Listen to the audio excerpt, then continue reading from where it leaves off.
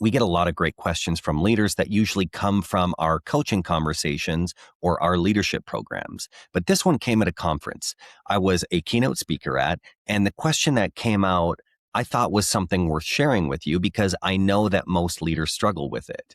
And that question is, what do you do when your team feels overloaded? When leaders say their team is overloaded, the instinct is usually to solve for relief, to cut something, delay something, reassign something. And sometimes that is absolutely the right move, but not always, especially if that's your default habit. A vice president of human resources recently asked this question in front of more than 200 leaders. And this vice president also offered an answer that stopped people in their tracks. Maybe overload isn't the real problem. And that's uncomfortable because most leaders have been trained to treat pressure as proof that something's wrong. But meaningful work should feel weighty. Responsibility should stretch people. The absence of pressure is definitely not an indicator of health. Oftentimes, you risk stagnation. Sometimes it's drift. Sometimes it's a team that's under-challenged, underdeveloped, and slowly disengaging over time. So the better question is not, how do I make this feel lighter right now? The better question is, am I willing to develop my people so they can handle what currently feels too heavy? Consider this analogy. I come from a high-performance sport background. Athletes do not avoid resistance. They train with it. They recover from it. They progressively build the strength to carry more than they could before. One of our executive coaches, Nick Egan, says, we don't get mad at the weight for being heavy. We engage with it because we know the role that it plays. And leaders need to think the same way. Your job is not to remove every load from your team. Your job is to help them build the strength, the skill, the judgment, and the confidence to meet it. Now, that doesn't mean you glorify burnout. That's not what I'm trying to achieve. It doesn't mean every overloaded team just needs to toughen up. That you risk engaging in lazy leadership. Some teams are not overloaded, though, because the work is meaningful and stretching. They're overloaded oftentimes because priorities are muddy, the capability is thin, decision-making slow, or the classic example is when leaders keep adding things onto their plate without subtracting the things that may be less priority. So before you react to a situation, your job as a leader is to diagnose, and I'm going to give you some tactics to consider. The first one is separate real overload from artificial overload. Ask yourself, is the team overloaded because the mission is ambitious or because the system is broken? Artificial overload usually comes from confusion, unnecessary meetings, unclear decision rights, bad handoffs, duplicated work, and really too many priorities. That's not a system for growth. That is a result of your leadership sloppiness. So the second one is then you can force a priority conversation. Because the way that I've seen it, most teams aren't suffering from too much work. They're suffering from too many important things happening at the same time. And those aren't the same. So a useful question might be to engage your team in discussions around what must win right now.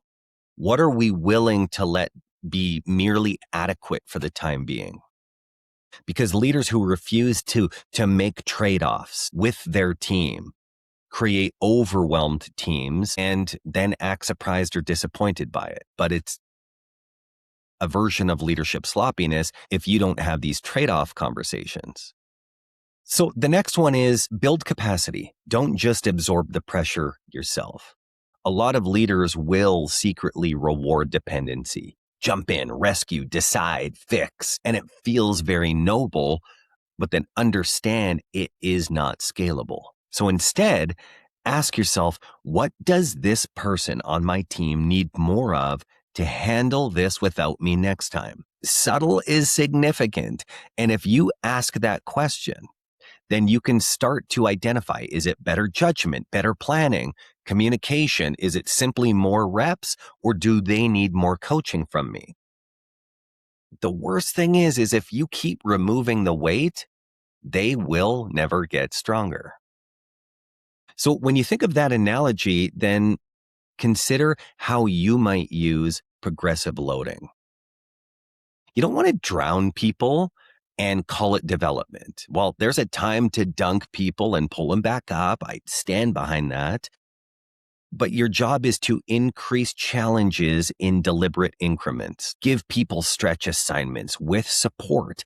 The accelerated line of growth is on that razor sharp thin line between struggle and support. But let them own a meeting. Let them lead a project, then a decision, then a relationship. Development works best when the load increases with coaching, not abandonment. And one of the things that you can do is normalize strain in your organization without normalizing chaos. There's a big difference between this is hard and this is unsustainable. Strong teams can handle hard. Weak systems create something that's unsustainable. And as a leader, it might even be helpful to say that out loud. Let people know it's okay for meaningful work to feel demanding. In fact, it should. That's what makes us fulfilled.